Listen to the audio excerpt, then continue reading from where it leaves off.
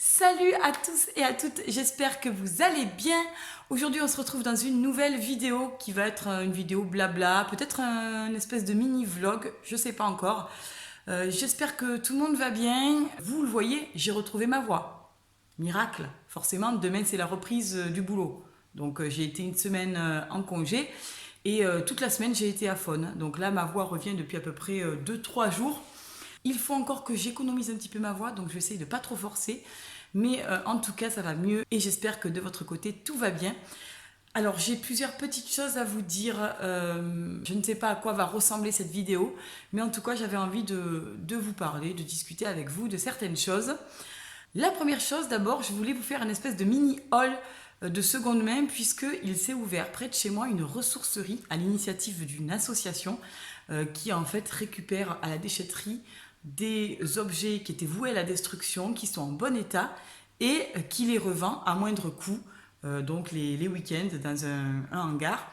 J'y suis allée il y a 2 week-ends avec ma fille aînée et on a trouvé plein de petites merveilles. J'avais envie de vous les montrer aujourd'hui.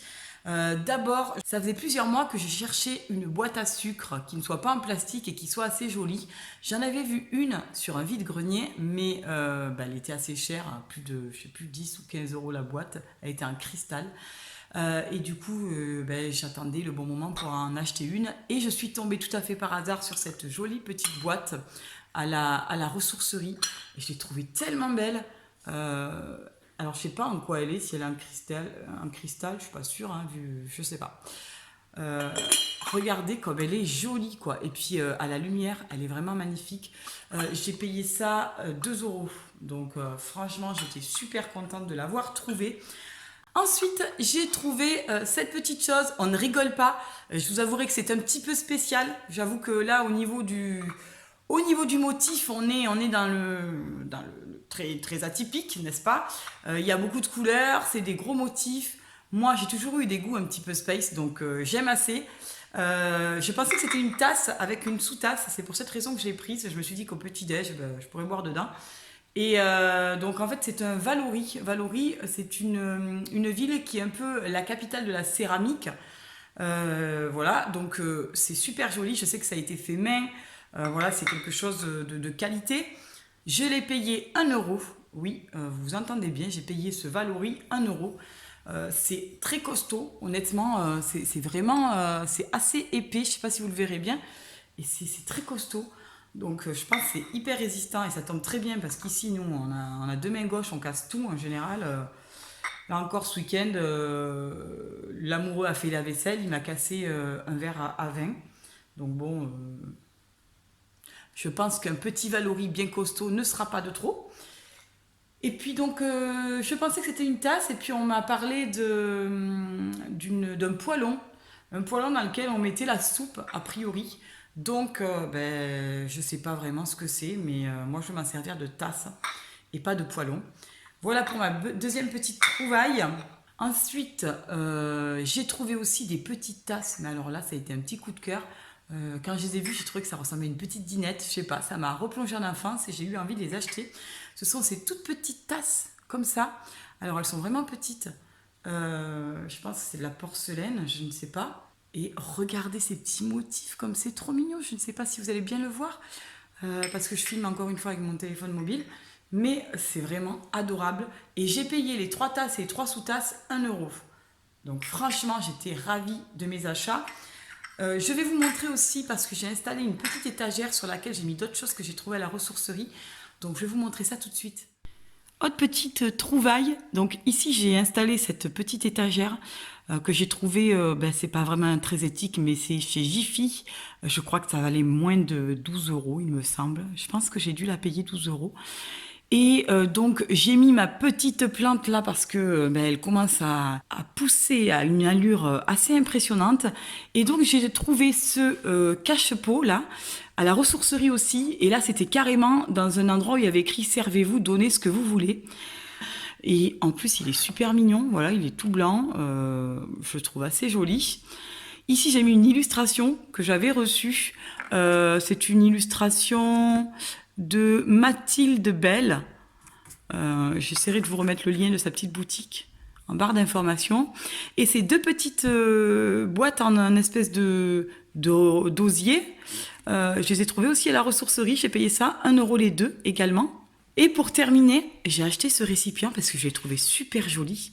Alors je ne sais pas si c'est du laiton ou si c'est du vermeil, j'en sais rien. Mais en tout cas, je le trouve super joli. C'est une petite boîte en verre avec voilà un espèce de fond métallique comme ça et l'espèce de bouchon aussi est métallique. Ça se tire comme ça, voilà. Et on peut y glisser n'importe où. Alors, à la base, j'avais mis des petits chamallows qui me restaient de Noël. Et en fait, Maë, il me montait sur son coffre à jouets, là, et il les a attrapés, il a tout vidé. Donc, j'ai abandonné l'idée de mettre des chamallows dedans. Maintenant, ça va rester vide.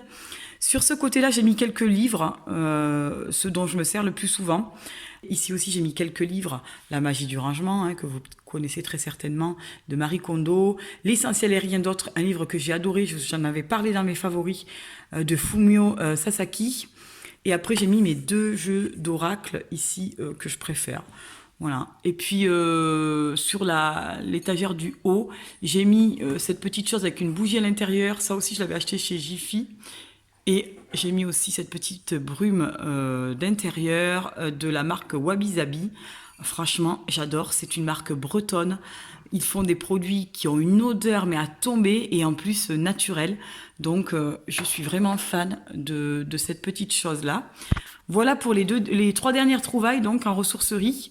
Et j'ai aussi pris une BD et du coup, j'en ai eu pour 8 € au total. Donc, j'étais ravie. Donc voilà mes petites trouvailles en ressourcerie. J'étais super contente parce que pour moins de 10 €, je suis repartie avec de très jolies choses. Et en plus, c'est pas des trucs pourris quoi. C'est pas des choses que tu vas retrouver chez Tati, Babou, des trucs là faits à la va-vite. C'est vraiment des choses qui ont été réalisées de façon artisanale ou des choses anciennes qui ont de la vie, qui ont une histoire. Et ça, j'aime beaucoup. Alors qu'avant, paradoxalement, je détestais les trucs anciens. Comme quoi on évolue au fur et à mesure de sa vie. Maintenant, je trouve que ça a beaucoup plus de charme d'acheter quelque chose voilà, qui a eu déjà une vie, qui est assez ancien, qui porte une histoire.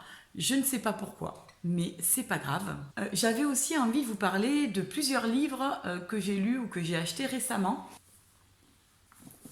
Alors, le premier livre, c'est celui-ci. The Journal de la famille presque zéro déchet. Je l'avais acheté dans l'idée de le lire d'abord et puis après de le donner à mes filles pour qu'elles puissent le lire et que ça fasse un petit bout de chemin comme ça, cette espèce de graine du zéro déchet. Donc c'est en fait sous forme de BD.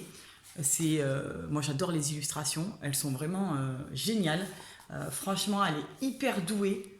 Bénédicte Moret est vraiment une illustratrice de talent, je trouve.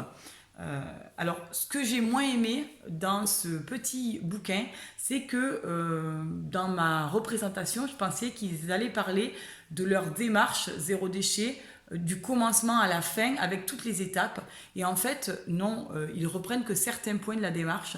Du coup, il me manquait quelques clés. Donc ça, j'ai moyennement aimé. Ensuite, il y a un système de double lecture des bulles. Donc ici, en fait, il y a une espèce de légende qu'il faut lire à la suite. Et ici, il y a des bulles. Sauf que moi, au départ, ça m'a un petit peu déstabilisée parce que je lisais la bulle, je lisais en bas. En plus, je relisais la bulle. Il n'y avait pas de fil conducteur, en fait. Et ça m'a déstabilisée. Je ne sais pas pourquoi. C'est cette espèce de présentation à double lecture m'a un peu perturbée. Et pour terminer, là j'étais un petit peu déçue. Au niveau du texte, j'ai trouvé que c'était assez familier. Comment dire, il y a beaucoup de mots, il y a beaucoup de jurons, il y a beaucoup de gros mots. Mais j'ai trouvé que c'était un petit peu trop poussé dans la familiarité et j'aurais préféré que ça le soit moins parce que du coup me voilà en train de vendre ce livre sur Vinted parce que je ne pourrais pas le faire lire à mes filles. À mon avis, il y a beaucoup trop de gros mots pour que je puisse les autoriser à lire ce petit bouquin. Ensuite, j'ai acheté ce livre sur Greta Thunberg, La voix d'une génération. C'est un livre qui est plutôt destiné à des ados. Parce qu'il y a des grosses écritures et il y a beaucoup d'illustrations. Je l'ai lu franchement en même pas 1 heure, même pas une demi-heure, j'en sais rien. C'était hyper rapide à lire. Et je l'ai pris pour essentiellement ma fille aînée, puisque c'est écrit en gros et qu'elle est dyslexique. Et je me suis dit que pour une fois, c'est un livre qui n'allait pas la décourager et qui en plus était raconté par Greta, qui a 15 ans. Donc je me suis dit que peut-être avec l'espèce de génération, elle allait pouvoir s'y retrouver. Pour l'instant, je ne lui ai pas encore proposé, mais je vais lui passer ça assez rapidement. J'ai trouvé que c'était un bouquin très bien fait, très bien raconté. Honnêtement, j'ai trouvé très très bien. Donc si vous avez un préado ou un ado qui a envie voilà, d'avoir quelques infos sur l'écologie, je pense que celui-ci peut être vraiment pas mal. J'ai acheté également d'occasion ce livre, Ton corps dit aime-toi. C'est un bouquin que ma sœur avait. Et en fait, à chaque fois que j'avais un bobo, je l'appelais en disant ouais, aujourd'hui j'ai un herpès. Alors qu'est-ce que ça veut dire dans ton bouquin? En fait, ce livre reprend un petit peu tous les petits bobos que l'on peut avoir dans la vie. D'ailleurs, si vous me suivez, vous savez que ce mois-ci, alors que d'habitude, j'ai peut-être un bouton de fièvre une fois dans l'année, j'en ai eu 2. Et si vous regardez bien ma tronche, vous verrez qu'ici, j'ai de nouveau un 3e bouton de fièvre qui est sorti. Donc, je me suis empressée de lire ce bouquin. Clairement, ça reprend tous les soucis auxquels on peut être confronté. Par exemple, si vous avez une laryngite, eh bien, il nous dit à quel blocage ça peut être dû. Donc, on a le blocage physique, le blocage émotionnel, et on a même le blocage mental, le blocage spirituel et une conclusion. Donc, pour chaque affection, on a exactement ce même schéma, blocage physique, émotionnel, mental, etc.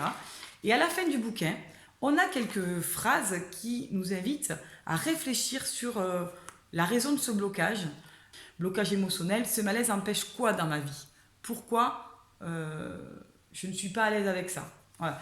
Évidemment, c'est lié au blocage qui est décrit dans chaque affection. Si ça vous intéresse, je vous invite à le trouver d'occasion. Je ne sais plus combien je l'ai payé, mais vraiment pas cher. Et c'est ma petite Bible. Dernier livre que j'ai acheté ce mois-ci, Zéro déchet, pièce par pièce. Alors, il y a beaucoup d'astuces que je connaissais déjà beaucoup, mais pour quelqu'un qui débute dans le zéro déchet, je trouve que c'est vraiment un livre génial. D'une part parce qu'il est très bien écrit.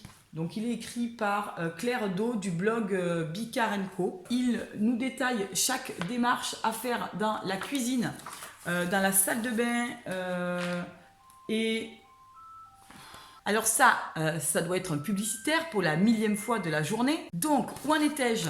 Donc, on reprend un petit peu pièce par pièce ce qu'on peut faire en tant que personne lambda pour essayer de réduire son impact écologique et modifier sa consommation de façon à avoir une démarche écologique.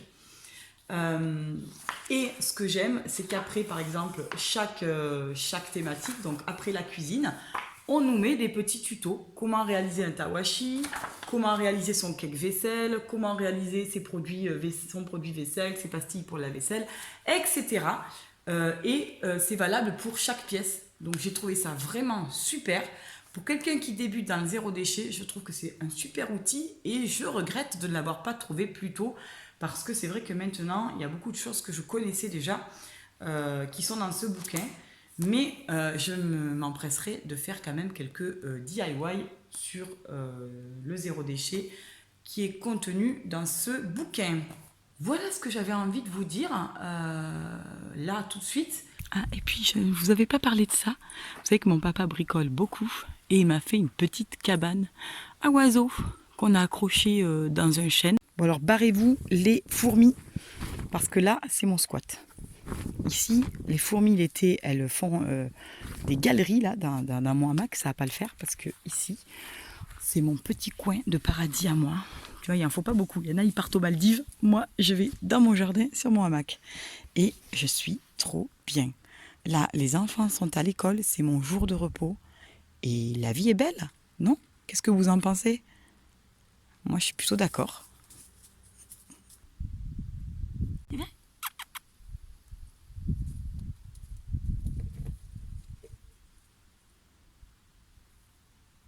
Sinon, là, tout à l'heure, j'ai réalisé des petites pastilles pour lave-vaisselle.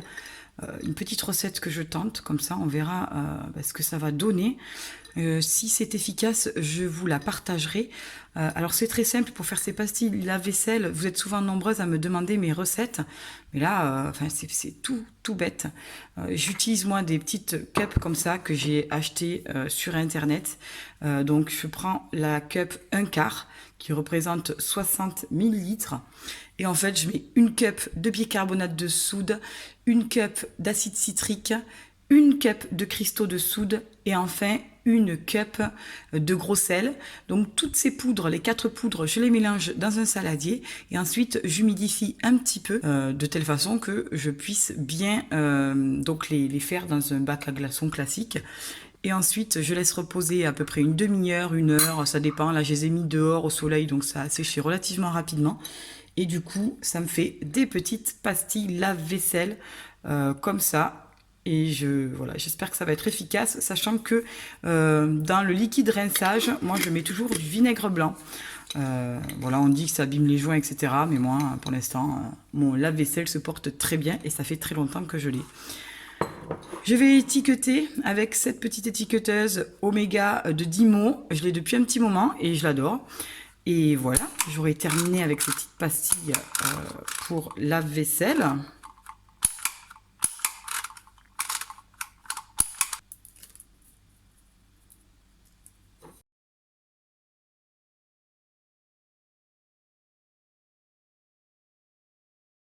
Et voilà, je crois que c'est tout ce que j'avais à vous dire. Ah, et j'allais oublier, je voulais aussi vous raconter quelque chose parce que là, j'étais vraiment... Enfin, c'est quelque chose que j'avais envie de vous dire parce qu'il n'y a pas un signe plus important, à mon avis, que celui-ci. En allant amener mes enfants au centre de loisirs la première semaine, puisque je bossais cette semaine-là, je suis tombée tout à fait par hasard sur une affiche. Et c'était une conférence d'une médium sur les signes de l'invisible et les interprétations que l'on pouvait en faire. Et en fait, quand je regarde la photo de la médium, c'était en fait une amie d'enfance, une de mes copines de collège qui était dans ma classe. Et là, j'ai bugué total sur l'affiche. Je me suis dit, il faut que j'aille à cette conférence. Donc j'ai appelé ma sœur et j'ai dit, s'il te plaît, viens avec moi, on va voir Lise en conférence. Et du coup, c'était ce week-end, j'ai été à la conférence que donnait donc mon amie d'enfance autour de la médiumnité. C'était ultra intéressant puisqu'elle expliquait un petit peu son parcours, comment elle est devenue médium. Elle n'est pas née comme ça un jour en se disant ça y est, je suis médium. En fait, elle expliquait que c'était suite à un choc émotionnel qu'elle avait commencé à avoir des ressentis, à entendre des choses, à voir des choses que vraisemblablement personne d'autre ne voyait. Donc elle en a eu assez peur au départ et puis elle expliquait qu'au fur et à mesure, en essayant de travailler sur ça, eh bien, elle a développé des dons ultra puissants. Et donc elle expliquait tout ça dans cette conférence et j'ai beaucoup aimé parce que c'était une conférence qui était très simple, authentique. Voilà, c'était pas quelque chose de trop complexe à comprendre. C'était bon, il y avait rien que je ne connaissais pas déjà, puisque c'est vrai que la spiritualité, moi, c'est un domaine qui m'intéresse parce que d'autre part, j'ai aussi quelques facultés que j'ai réussi à développer. Donc, j'ai pas beaucoup appris de nouvelles choses. Mais en tout cas, j'étais super contente de me retrouver dans ce lieu avec des personnes ouvertes. Il y a juste un mec qui était présent et qui m'a un peu agacée parce que il remettait constamment en question ses propos en disant mais je comprends pas. En fait, vous parlez avec les morts, enfin vous parlez avec les âmes des morts. Enfin, mais grosso modo, t'es complètement taré. Tu es en train de nous dire qu'il y a une vie après la mort et que tu arrives à parler avec des gens morts. Alors, le mec était très cartésien, mais j'ai beaucoup aimé sa façon d'évoluer au fur et à mesure de la conférence, parce qu'on voyait qu'au fur et à mesure, il se posait des questions, il essayait de comprendre. Donc j'ai trouvé que c'était assez intéressant, je pense que ça aura pu lui apporter quelque chose. Mais en tout cas, à cette conférence, j'étais super ravie d'y aller. Et la prochaine fois, elle envisage de refaire des conférences, mais ce coup-ci avec des contacts médiumniques, c'est-à-dire que tu apportes une photo d'un proche disparu, et si elle reçoit un message, elle te le transmet. Donc j'ai trouvé ça super, je vous en dirai des nouvelles. sachant qu'il y a quand même un signe, parce qu'à un moment donné de son discours, je me suis reconnue. Donc je ne sais pas si elle a perçu des choses ou si c'est quelque chose qu'elle avait à dire. Sachant qu'elle fait évidemment des consultations individuelles. Donc là, je suis en mode réflexion. Est-ce que je vais aller la voir pour essayer d'avancer dans ma vie, ou est-ce que je vais pas oser faire le pas? Je suis un petit peu dubitative. Je réfléchis. Mais j'ai bien envie de faire la démarche d'aller la voir. Parce que jusqu'à présent, moi, je n'ai jamais consulté de médium parce que ce qui me fait peur, c'est la divination, le côté on voit le futur. Moi, j'ai quelques oracles, notamment l'oracle de G, qui est un oracle divinatoire. Et à 2 ou 3 reprises, je me suis tiré les cartes. Et ce que j'ai tiré dans les cartes m'est arrivé. Et dernièrement, c'était un accident de voiture. Donc, je vous avouerai que maintenant, ça me fait un peu flipper de retoucher cet oracle de G parce que je suis pas très à l'aise avec le fait de deviner, enfin le fait d'avoir des informations sur le futur. Mais justement, donc mon amie d'enfance, elle, expliquait qu'elle se base sur le passé, tout ce qui est dans la généalogie familiale. Il y a certaines choses qui se rejouent de génération en génération et elle travaille sur ces blocages-là. Donc j'ai bien envie d'aller la voir pour cette raison-là, parce qu'elle part plus du passé, parce que comme elle a très bien expliqué, le futur peut changer en permanence puisqu'on a quand même notre libre arbitre. Donc admettons que demain vous allez voir une médium et qu'elle vous dit oh là là, vous allez vous séparer de votre mari, ça va pas aller, etc. Vous avez quand même votre libre arbitre. Donc si vous tenez à votre conjoint et que vous faites des efforts au quotidien, vous essayez de raviver un peu la flamme, etc., il est évident que ça va modifier les informations du futur et que vous n'allez probablement pas vous séparer de votre mari. Par contre, si vous ne faites aucun effort, il est probable que vous puissiez vous séparer de votre mari. Encore une fois, tout ce qu'elle explique, c'est que le futur n'est pas immuable et qu'il peut être changé puisqu'on a un libre arbitre. J'ai trouvé ça super intéressant, donc j'avais envie de vous en parler dans cette vidéo. Je sais que souvent vous êtes nombreuses à vous intéresser à la spiritualité et que vous souhaiteriez que je développe davantage cette chaîne.